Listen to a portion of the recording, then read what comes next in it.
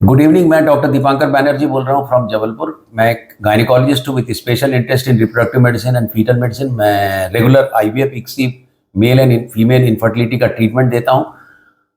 हमारे पास में बहुत अच्छी जेनेटिक लैब और जेनेटिक क्लिनिक है ताकि हम गर्भस्थ शिशु में होने वाले जेनेटिक बीमारियों और उनको रोकथाम के लिए कुछ काम कर सकें। और ये हमारा यूट्यूब कमेंट सेक्शन से लिए हुए क्वेश्चंस का साप्ताहिक प्रोग्राम है। मैं देवेंद्र जी से अनुरोध करता हूँ, please go ahead with the questions. Hydrocephalus क्या होता है? इससे एक बार फुल टर्म बेबी हुआ बट डेथ हो गई। हाइड्रोकेफेलस का मतलब होता है, हाइड्रो का मतलब होता है पानी, केफेलस का मतलब होता है सिर। जब सिर में पानी भर जाता है तो उसको हाइड्रोकेफेलस बोलते हैं।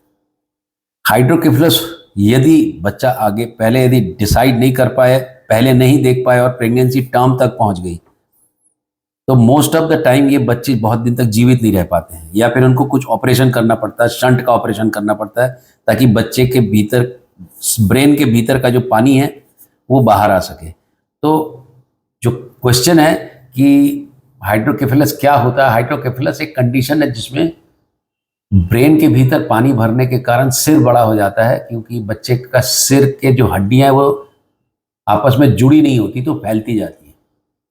47XXY क्रोमोसोम्स आया है कैरियोटाइप में, क्या करना चाहिए? ये मेल इनफर्टिलिटी का प्रॉब्लम होगा और 46XXY क्लाइनेफिल्टर सिंड्रोम है और most of the time sperm मिलने में दिक्कत होती है, बट आप टीसा करके देख सकते हैं, उसमें स्पर्म निकल सकता है।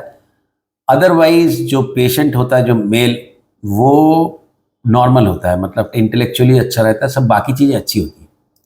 आईवीएफ के मैक्सिमम कितने साइकिल्स ट्राई कर सकते हैं? ये बहुत सब्जेक्टिव है कि आईवीएफ के आप कितने साइकिल ट्राई कर सकते हैं। आईवीएफ के साइकिल ट्राई करने का एक रीज़न ये पता होना चाहिए कि आईवीएफ फेल क्यों हो रहा है, फिर उसको आप कैसे ठीक कर सकते हैं। क्या आप फ्रोजन में जाएंगे, क्या आप पीआरपी लेंगे, क्या करेंगे, क्या रीज़न है, उस रीज़न पे डिपेंड करता है। देवेंद्र, हम लोग 3-4 साइकिल भी कर चुके लगातार। तो 3-4 साइकिल, 5 साइकिल तक तो मैं ही पेशेंट का कर चुका हूँ। एक पेशेंट जो रीवा की थी, उसका 5th साइकिल में जाके बच्चा हुआ। तो ये सब्जेक्टिव है और आप कितना उसको सह सकते हैं, आर्थिक और मानसिक दोनों। प्रेगनेंसी में ब्लीडिंग होना कितना खतरनाक हो सकता है? अब प्रेगनेंसी में ब्लीडिंग होना डिपेंड करता है ब्लीडिंग कौन सी हो रही है, प्रेगनेंसी के किस स्टेज में हो रही है।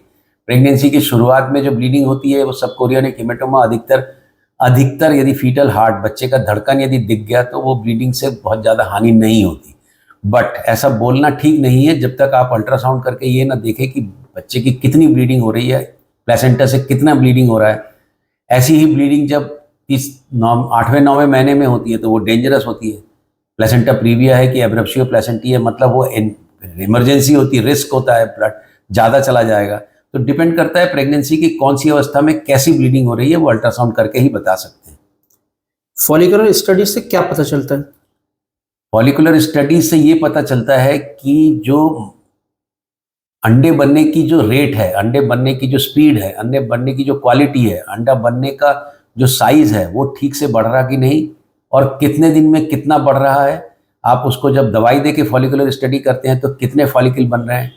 यदि आप नेचुरल साइकिल में आईयूआई वगैरह कर रहे हैं तो वास्तव में फॉलिकल है भी कि नहीं, फॉलिकल बढ़ रहा कि नहीं, फॉलिकल का साइज ज़्यादा हो रहा कि नहीं, 9वें-10वें में उसका साइज कैसा है। ये यदि करते हैं तो उसमें ये समझ में आता है जो हार्मोन का जो चक्र है वो ठीक चल रहा है और एक दिन आके वो फॉलिकल रप्चर होता है, मतलब उसमें से अंडा निकल आता है, वो भी अल्ट्रासाउंड में दिखता है निकले हुए फॉलिकल से। तो ये चीज़ें एक आपको इंडिकेट करता है कि आपका मासिक धर्म का चक्र जो चल रहा है उसमें आपका ओव्यूलेशन हो रहा है कि नहीं, अंडा निकल रहा है कि नहीं। सुनने और जुड़ने के लिए बहुत बहुत धन्यवाद। Please subscribe our channel. Thank you very much.